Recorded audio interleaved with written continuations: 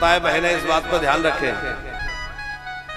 कि जब आप रसोई घर में दूध गर्म करें अपने चूल्हे पर तो खड़े होकर देखते रहें।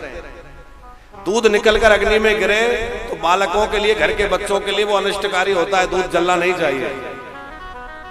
आप कहेंगे वो गृह प्रवेश में तो महाराज जी कह रहे थे कि दूध उपनाओ, गृह प्रवेश में निकाला जाता है दूध। देखो, दूध निकालना अलग बात है और दूध का जलना अलग बात है।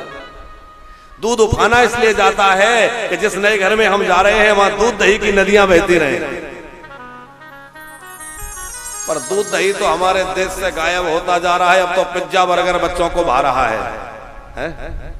बच्चों को माखन अच्छा लगता है, दूध दही अच्छा लगता है? अब तो सड़ा अनाज खाने की आदत हो गई है, क्योंकि विदेशों के पीछे भाग रहे हैं। अब विदेशी कहते हैं सड़ा अन्न खाओ। अच्छा, उनकी मजबूरी है सड़ा अन्न खाना, क्योंकि वहां ताजा अन्न उपलब्ध नहीं है।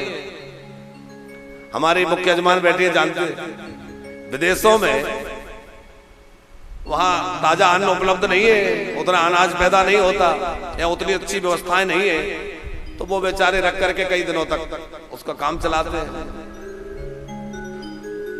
लेकिन हमारे बच्चे उसको फैशन समझ करके सड़ा अन्न खा रहे हैं। अरे बच्चों को कन्हैया की तरह खूब दूध दही माखन खिलाइए, और गोरस खाएंगे तो गौ सेवा भी होगी, और गौ माता का दूध दही खाएंगे तो शरीर भी पुष्ट रहेगा। गौ माता की ऐसी दुर्दशा जो हो रही है, उसका एक बहुत बड़ा कारण है कि हमने गाय के दूध दही आदि को सर्वथा जो है त्याग दिया। हम चाहते हैं कि गाय की सेवा हो तो गोव्रती बने। गोव्रती का मतलब है गाय का ही दूध खाएंगे, गाय का ही घी, गाय का ही दही। जब गाय के दूध दही घी की मांग बढ़ेगी तो गौ सेवा अपने आप होने लग जाएगी। आज सवेरे ही हमसे चर्चा हो रही थी तो एक सज्जन बतला रहे थे कि महाराज जी, मध्य प्रदेश में कुछ ऐसे जिले हैं, शहडोल, रीवा, आसपास के कुछ जिलों के नाम उन्होंने बताए। गोवंश की इतनी दुर्दशा है कि जैसे ही गोवंश ने दूध देना, गाय ने दूध देना बंद किया। अच्छा, बैलों का उपयोग तो पूरी तरह समाप्त हो गया, तो जो बछड़े होते हैं उनका उपयोग रहा नहीं। तो गाय से जो बछड़े होते हैं उनको कोई रखना नहीं चाहता, क्योंकि वो उनका कोई उपयोग समझ में नहीं आता।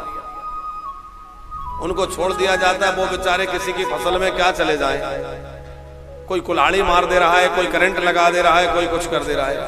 आज उन्होंने जो बातें बतलाई वो हृदय को विदीर्ण करने वाली थी कि लोग जो है अपने खेत की मेड़ में घास में छुपा करके बम रख देते हैं, और बम रख दिया, वो बछड़ा आया, कोई गाय आई, अब दूध नहीं देती तो गाय को भी निकाल देते हैं। जब तक गाय घर में रखेंगे, जब तक दूध दे रही है, दूध नहीं दे रही तो निकाल दिया।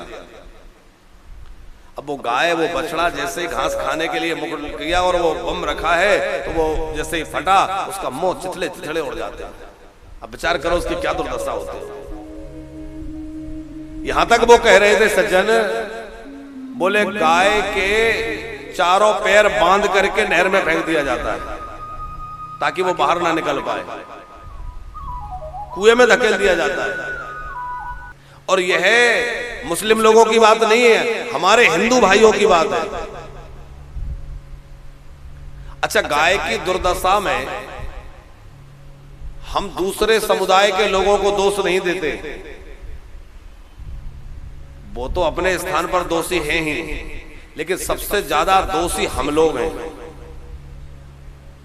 गुप्ता जी, यदि हम लोग अपने घरों से गाय को यदि इस प्रकार ना छोड़ें, न भगाएं, तो कोई बेधर्मी हमारी गाय को कैसे काट देगा।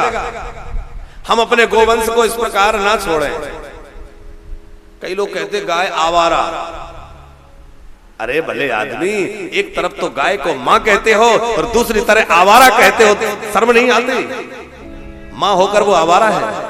आवारा तो हम लोग हो गए हैं जो मां की सेवा नहीं कर रहे हैं साहब, आवारा तो हम लोग हो गए।